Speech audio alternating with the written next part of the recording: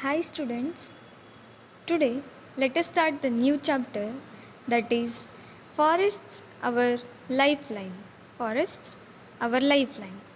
In this chapter we are going to study about the what is forest, components of forest plants, forest products, layers of forest, food chain, interrelationship between plant, soil and the decomposers, balance of oxygen and carbon dioxide, and the last point, importance of forests. So let us begin with forest. Forest is an area with high density of trees. Forest is an area with a high density of trees. It is a system which is composed of plants, animals, and microorganisms. Forest is a system which is composed of plants, animals, and the microorganisms. What is a forest? A forest is a community of trees, shrubs, herbs, and associated plants and organisms that cover a considerable area that use oxygen, water, and soil nutrients as the community attains maturity and reproduces itself. What is forest here? A forest is a community of trees, shrubs, herbs, and the other organisms which cover a particular area and uses oxygen, water, and soil nutrients and attains maturity and reproduces themselves. This whole system is said to be a forest. Then, forest as a habitat. Here, forest is the habitat for a variety of living beings. Many plants, animals, and the microorganisms live in the forest. Here, you can see the animals like tiger, bear, fox, wolf. These are the some of the animals, and this one is said to be a habitat. Then, components of forest. There are two categories of components. One is biotic component and the another one is abiotic component. In biotic component is also called as living component. It includes trees, animals, plants, birds, microorganisms and the other living things. This whole component is said to be a biotic component of a forest. Abiotic component. It is a non-living component of a forest which include soil, water, minerals, air and the landforms. These are the two components of forest. The biotic and abiotic component, these both components interact with each other. Forests are very important to us. They serve as a green lungs of the world because they take in carbon dioxide and give out oxygen. Hence, we call trees as a green lungs of the world. And here are some of the forest plants, that is neem, shisham, bamboo and the seemal. These are the some of the forest plants. Here, honey, wood products, sealing wax, gum, catechu, these are the some of the forest products. Then, the layer of the forest. There are four major layers of a forest. First one is emergent layer, second one is canopy layer, third one is understory layer and the fourth one is forest floor layer. First one is emergent layer. Emergent layer. So this one is the emergent layer. This layer consists of only tallest trees and this layer is very sunny because it receives maximum sunlight it is also known as overstory. This layer is also called as overstory, and the animals which found in this layer are eagles, monkey, bats, and the butterflies. These organisms can be found in emergent layer. And the next layer is canopy layer. This layer is formed by the mass of intertwined branches, twigs, leaves of tall trees and mature trees. This layer is called as a canopy. This is the canopy. Canopy layer is formed by the mass of branches, twigs, and leaves of tall trees. These tall trees. Okay. Then this layer is the most productive part of the tree where maximum food is produced. It receives 95% of sunlight. Many animals like birds, frogs, lizards, snakes, and many insects found in this layer. Crown of a tree. The tree crown is the top part of a tree which features branches, leaves, reproductive structures extending from the trunk or main stems. Shapes of crowns are highly variable. Crowns of several trees in this forest make the canopy. Observe here. So this one is the crown of a tree. These are the crown of a tree. These crown of a tree forms the canopy. This crown of a tree forms canopy in the tree.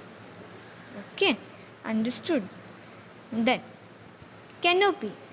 The canopy is the above ground portion of a plant community or a crop formed by the plant crowns.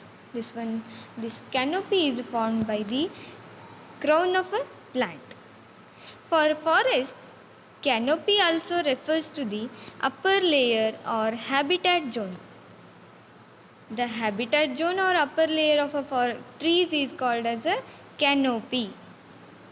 Sometimes the term canopy is used to refer to the extent of outer layer of leaves of an individual tree or group of trees.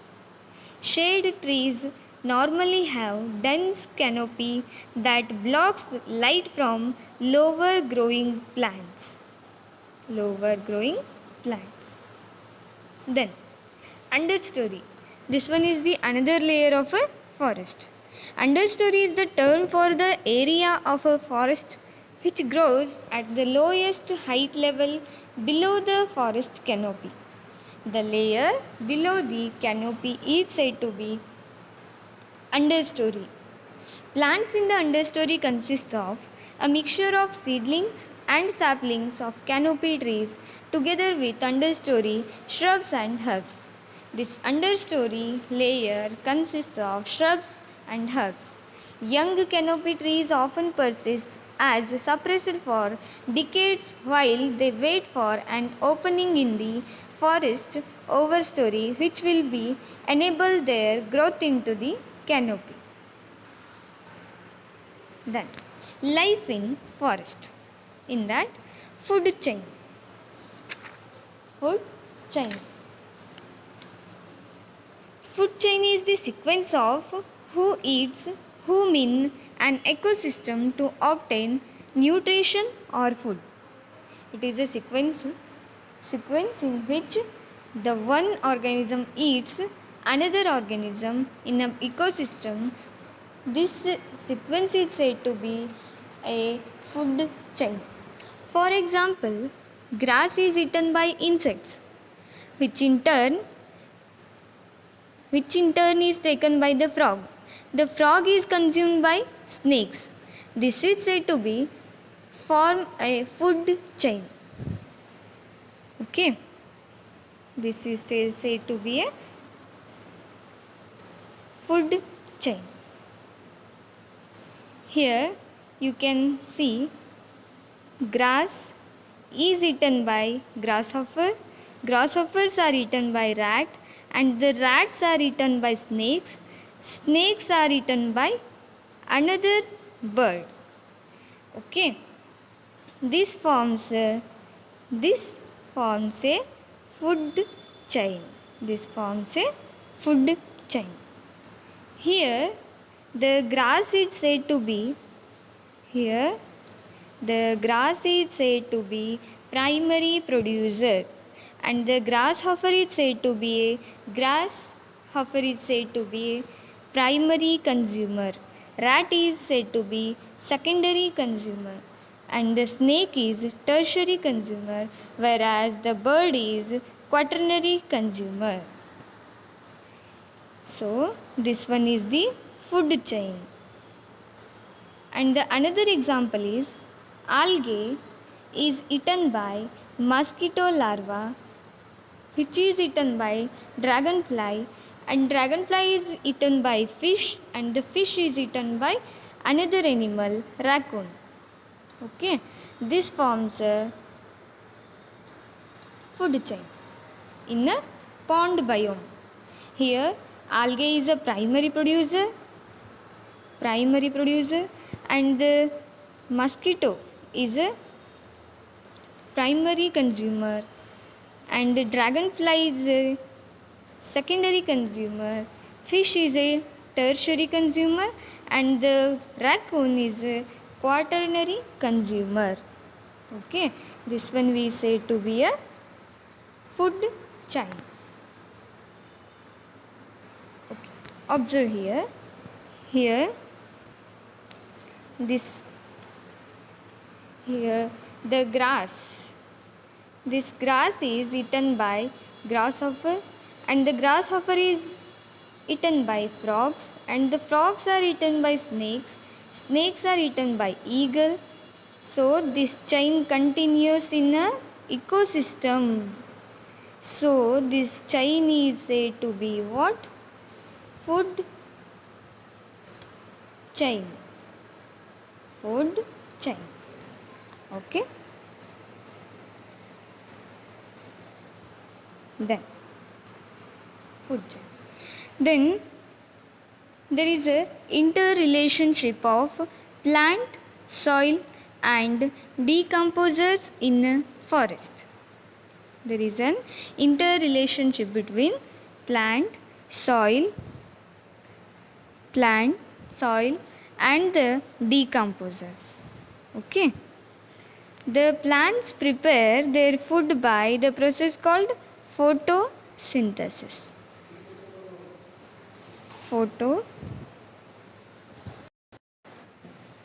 The plants prepare their food by photosynthesis using carbon dioxide,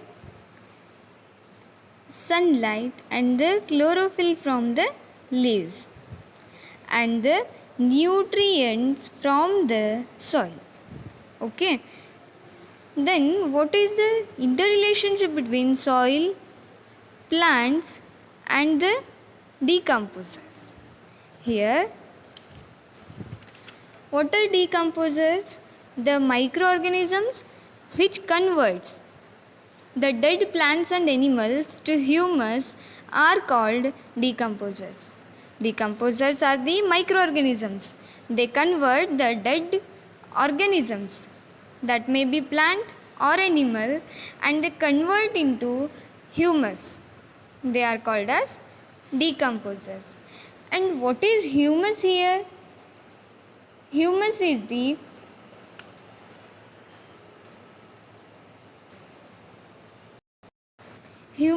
the substance obtained by dead plant and animal tissues in a soil. This one is the humus. So, the humus is formed by the microorganisms. That microorganisms are called as decomposers. Okay. The presence of humus ensures that the nutrients of dead plants and animals are released into the soil. From there, these nutrients are again absorbed by the roots of the living plants. What happens if an animal dies in the forest? The dead animals become food for vultures, crows, jackals, and insects. In this way, the nutrients are cycled, so nothing goes waste in the forest. Okay. Yes, the producers here, the producers are always plants. Okay. Then the plant eating organisms are primary consumers, and the organisms which depend upon primary consumers are considered as secondary consumers, and the secondary consumer eating organisms are termed as tertiary consumers. Okay, producer, primary consumer, secondary consumer, tertiary consumer. Thus the energy flows in a food chain. Balance of oxygen and carbon dioxide in the atmosphere. During photosynthesis, the plant utilizes carbon dioxide and gives out oxygen, whereas the oxygen is inhaled by the other living organisms, including human beings, and gives out carbon dioxide. Okay, here the plants produces oxygen and the oxygen is utilized by human beings, animals, etc., and the animals gives out CO2, that is carbon dioxide, and again it is utilized by trees. So there will be a balance in the carbon dioxide and the oxygen in ecosystem or atmosphere. Okay, understood? Then, so what happens if the forest disappear from our environment? What happens if forests disappear? The amount of carbon dioxide will increase and increase on earth. There will be a increase in the carbon dioxide. And the second point is, in the absence of trees and plants, the animals will not get food and shelter. Here you can observe, if the forest disappear, there will be, the animals will not get food and shelter.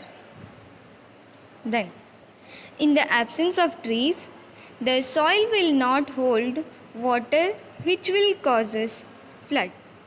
So, if there are no trees, then there will be no water holding materials.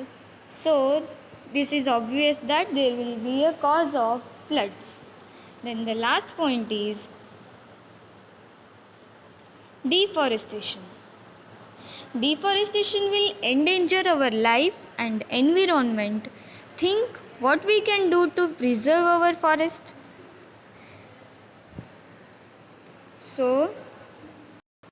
So we have to grow more and more trees and control the air pollution. And the importance of forests is provide habitats for animals and livelihoods for humans. Forest provides habitats for animals and livelihoods for humans. It mitigates climate change by the process of transpiration and photosynthesis. Forests maintain the temperature. Forests prevent soil erosion. Forest prevents the soil erosion.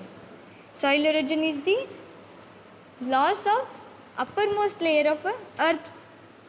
So it can be controlled by forests.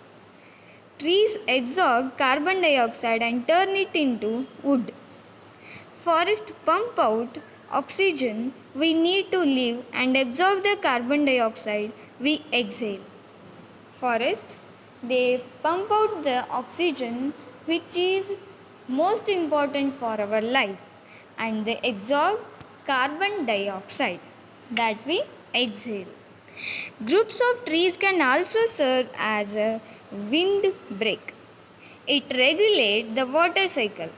Forest regulates the water cycle. It provides fodder for cattle and provide firewood, etc. It provides medicinal plant and spices. It provides raw materials to industries like paper, plywood, rayon, etc. It provides products such as gum, wax, rubber, and honey. These are the importance of forest. Then, and the last point is why forest is our lifeline?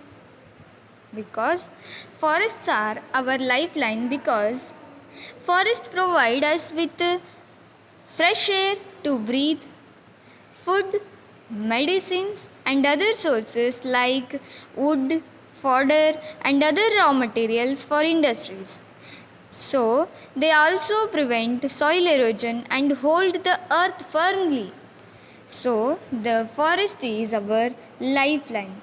So, it's everyone's right to conserve the forest and grow more and more trees. Thank you.